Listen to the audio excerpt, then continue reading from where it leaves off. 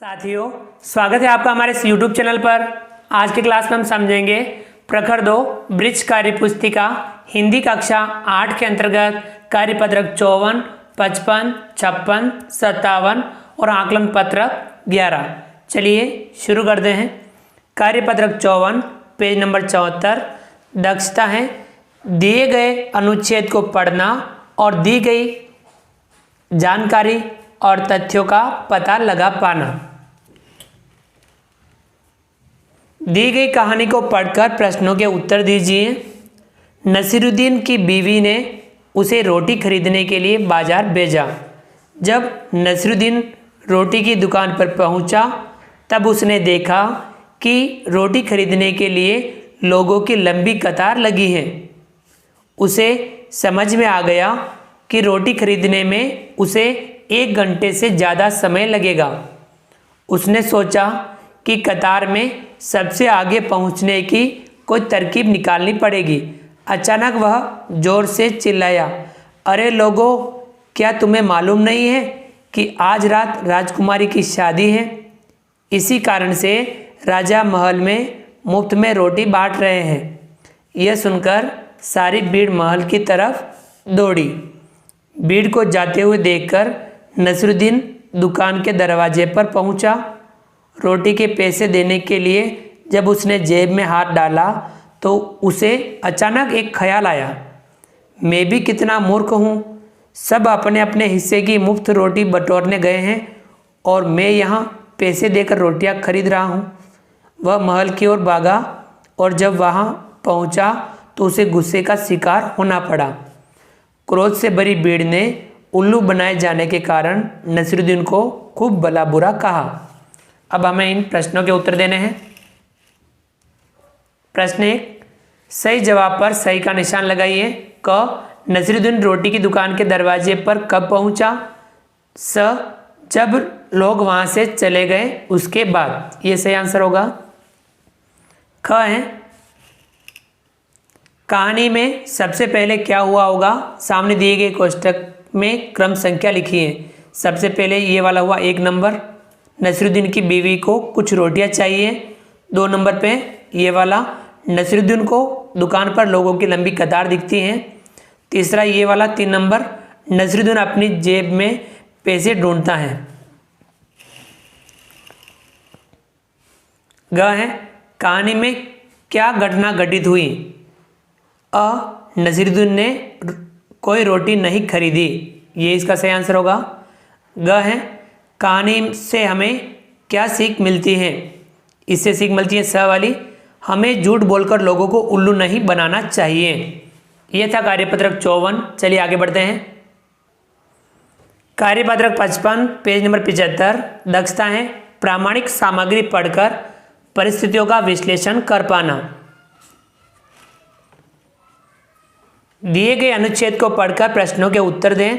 आइए आपको लिए चलते हैं जिलों की नगरी उदयपुर में।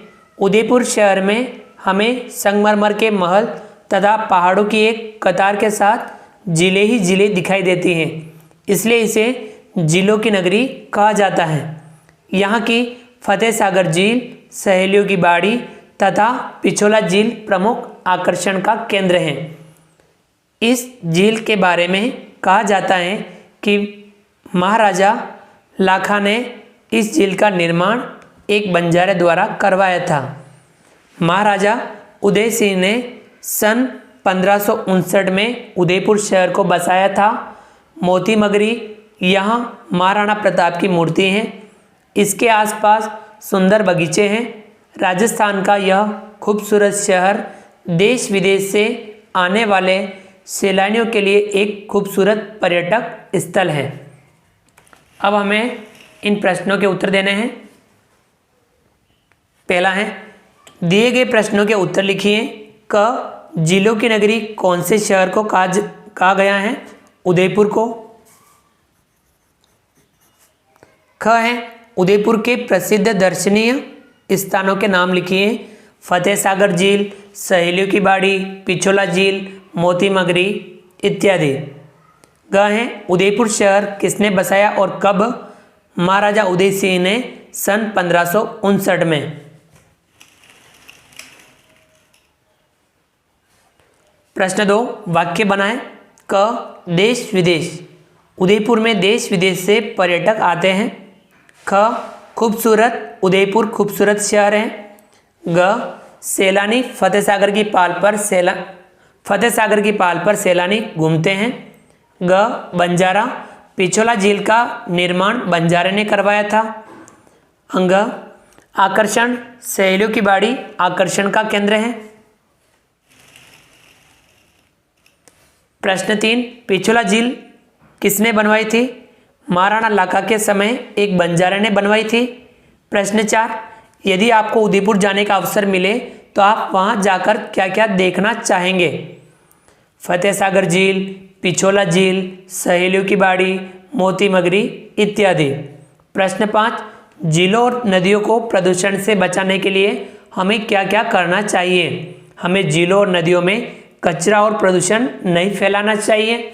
यह था कार्यपत्रक 55। चलिए आगे बढ़ते हैं।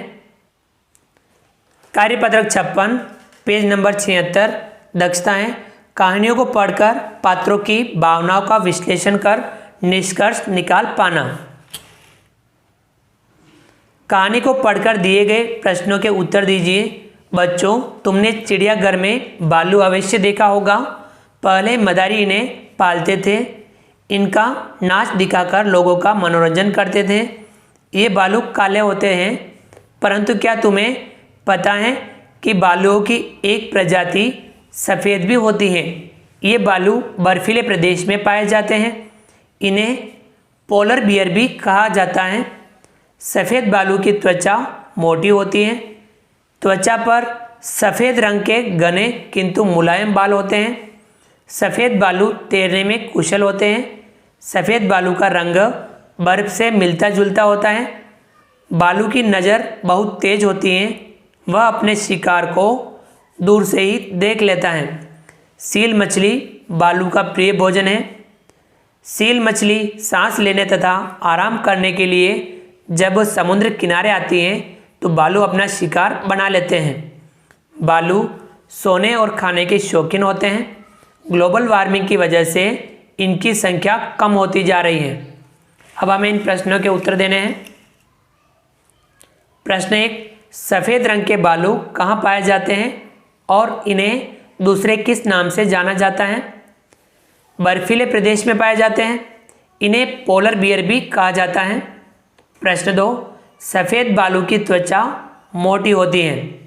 तीसरा, भालू सोने और खाने के शौकीन होते हैं। चौथा, किस कारण से भालुओं की संख्या कम होती जा रही है? ग्लोबल वार्मिंग के कारण।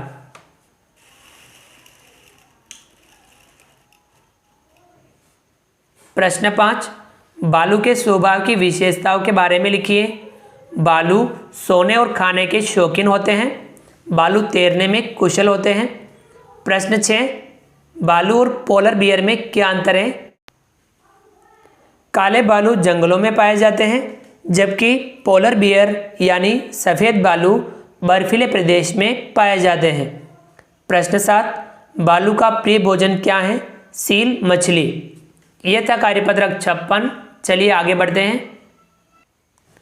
कार्यपत्रक 57, पेज नंबर 77, दक्षताएं। कहानी द्वारा शब्दों के प्रासंगिक संदर्भ और अर्थ को समझ पाना। दिए गए अनुच्छेद को पढ़कर प्रश्नों के उत्तर दीजिए। सुंदर वन में लाली नाम की एक लोमड़ी रहती थी। वह इतनी चालाक थी कि किसी को भी आसानी से मूर्ख बना देती थी।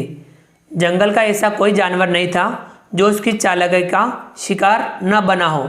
एक दिन जंगल के कुछ जानवर लाली की चालाकी की चर्चा कर रहे थे कि राजा शेर सिंह वहाँ से गुजरे। उनकी बातें सुनकर वे भी लाली की चालाकी जानने को उत्सुक हो उठे। उन्होंने तुरंत हरकारे तोते द्वारा लाली को दरबार में उपस्थित होने का संदेश पहुंचवाया। निश्चित समय पर लाली राजा शेर सिंह के सामने दरबार में उपस्थित हुई। शेर सिंह ने कहा, हमने सुना है कि तुम बहुत चतुर हो और अपनी बुद्धिमानी से किसी को भी चक्र में डाल सकती हो। सब आपका आशीर्वाद है महाराज, लोमड़ी बोली। अब हमें इन प्रश्नों के उत्तर देने हैं। प्रश्न 1, कहानी को पढ़कर दिए गए प्रश्नों के सही विकल्प पर सही का निशान लगाइए। क है, जानवर किसकी चतुराई की चर्चा कर रहे थे? लाली की। ख है, राजा शेर सिंह ने किसकी बात सुनी? जानवरों की। ग है, लाली लोमड़ी की चालाकी जानने को कौन उत्सुक हो उठा? शेर सिंह। ग है, राजा शेर सिंह का संदेश वाहक कौन था? तोता।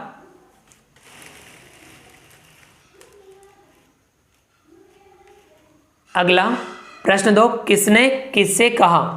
क, हमने सुना है कि तुम बहुत चतुर हो। किसने कहा? शेर सिंह ने। किससे कहा? लोमड़ी से। ख, सब आपका आशीर्वाद है महाराज। किसने कहा? लोमड़ी ने। किससे कहा? शेर सिंह से। प्रश्न 3, वाक्यों में विशेषण शब्द को रेखांकित कीजिए। जैसे रोहित क्रिकेट बहुत अच्छा खेलता है, अच्छा विशेषण हो गया। ऐसे इनमें विशेषण बताने हैं। क, लोमड़ी चालाकी से काम लेती है, चालाकी। ख, बंदर नकलची होता है, नकलची। ग, मैंने 2 मीटर कपड़ा खरीदा, 2 मीटर। प्रश्न 4, जानवरों में लोमड़ी को चालाक जानवर कहा जाता है। पक्षियों में किस पक्षी को आप चालाक पक्षी कहेंगे और क्यों? अपने शब्दों में लिखिए। पक्षियों में कौवा चालाक पक्षी होता है क्योंकि वह चालाकी से रोटी छीनकर खा लेता है। यह था कार्यपत्रक 57। चलिए आगे बढ़ते हैं। आकलन पत्रक 11, पेज नंबर 78। नीचे दी गई जानकारी को पढ़कर दिए गए प्रश्नों के उत्तर दीजिए। भारत में बहुत लोग यात्रा करने के लिए रेलगाड़ियों का उपयोग करते हैं। वे तेज व सस्ती हैं और उपयोग करने में आसान हैं, विशेष रूप से लंबी यात्रा के लिए। इसके अलावा वे अधिकतर स्थानों तक जाती हैं, इसलिए चाहे आप सबसे बड़े शहर में हो या सबसे छोटे गांव में, संभावना यही है कि आपने रेलगाड़ी का ऊंचा हॉर्न जरूर सुना होगा। सामान को एक स्थान से दूसरे स्थान तक ले जाने के लिए रेलगाड़ियां बहुत उपयोगी हैं। यदि रेलगाड़ियां ठीक से न चलें तो लोग बहुत सी महत्वपूर्ण वस्तुएं नहीं खरीद सकेंगे। यदि रेलगाड़ियों को चलाना बंद कर दें तो आप लोग यात्रा नहीं कर सकेंगे, दुकानों तक सामान को नहीं पहुंचाया जा सकेगा और पूरा देश थम जाएगा। भारतीय रेल दुनिया की सबसे बड़े रेल नेटवर्क में से एक है। भारतीय रेल विभाग प्रतिदिन लगभग 13,000 रेलगाड़ियाँ चलाता है, जिनमें बहुत लोग यात्रा करते हैं। यह इतने अधिक लोगों को रोजगार उपलब्ध कराती है कि यह दुनिया की चौथी सबसे बड़ी कंपनी है। इसलिए जब आप अगली बार किसी रेलगाड़ी को गुजरते देखें, मुस्कुराकर और हाथ हिलाकर इसका स्वागत करें। जो रेलगाड़ी सबसे अधिक दूरी तय करती है उसका नाम विवेक एक्सप्रेस है। यह असम के डिब्रूगढ़ से तमिलनाडु के कन्याकुमारी तक सफ़र करती है। यह 4,286 किलोमीटर की दूरी तय करती है।